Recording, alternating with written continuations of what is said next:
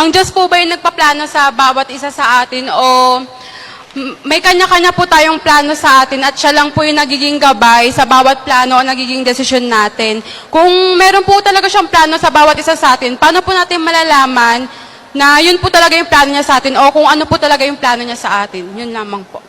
Plano ng Diyos sa atin, yung makasama niya tayo sa paraiso. Yun ang talagang plano niya eh. Sa 1:4 hanggang 5 ng Efeso, kapatid. Ayon sa pagkapili niya sa atin bago itinatag ang sanglibutan upang tayo'y maging mga banal at mga walang dungis sa harapan niya sa pag-ibig, na tayo'y itinalagan niya ng una pa sa pagkukupkup na tulad sa mga anak sa pamamagitan ni Hesukristo sa ganang kanya ayon sa minagaling ng kanyang kalooban. Yun ang kanyang kalooban, yun ang kanyang gusto, yun ang kanyang plano na italaga tayo na kupkupin. Kaya niya tayo nilikha mga tao para magtamo tayo ng pagkukupkup sa pamamagitan ng Panginoong Jesucristo. Na yung plano niya na yun ay bago pa itinatag ang sanlibutan. Nauna sa mundo yun. Nalilikha siya ng tao, gagawin niyang tagapagmana ng buhay na walang hanggan, to enjoy life eternal with Him in eternity in paradise. Yun ang plano niya. Kaya lang, gumawa siya muna ng mundo, ginawa niya lahat ng kailangan ng tao, tapos binigyan niya ang tao ng free will, ng kapangyarihan, para sumunod, para kung makakasunod ang tao sa magitan ng free will, sa kautusan at kalooban ng Diyos, maging worthy tayo o maging karapat-dapat tayo, makamit yung plano ng Diyos para sa atin. Ngayon, tayo ba, meron din pa tayong plano sa ating sarili? Kung ikaw ay taong sa Diyos, no?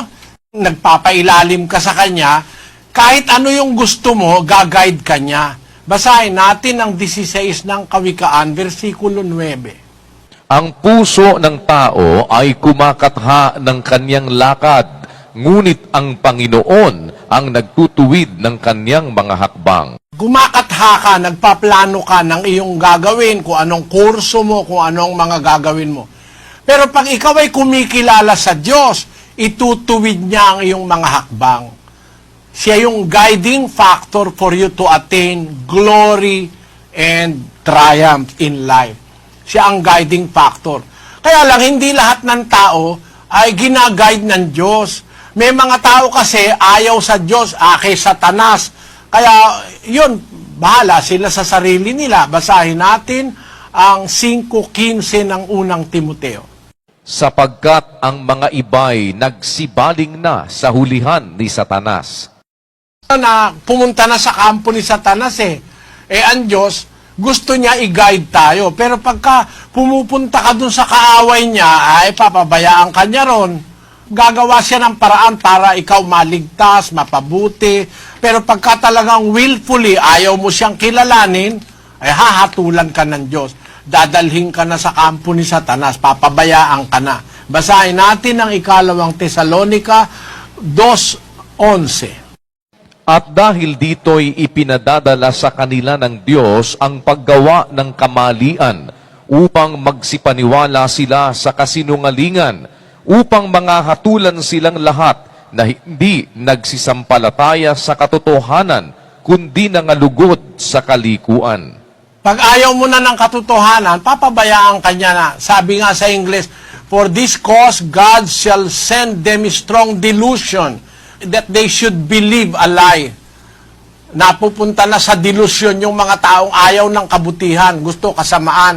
Ang aasahan mo na lang doon, puro delusion, puro mali, puro kasinungalingan. Basahin natin ang 3:19 ng Juan.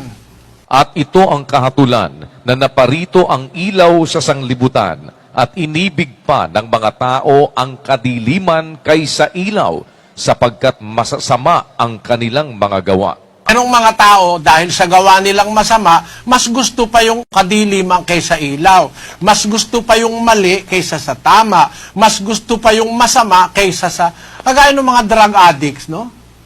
Yung mga drug addicts at saka yung mga drug pusher, ayaw nun ng tama kasi kung drug pusher ka, alam mo yung tama, hindi ka magpupus Alam mong masisira yung buhay ng tao Pag wala nang pambili ng drug yan, magnanakaw na yan, papatay na yan, masisira na ang pamilya.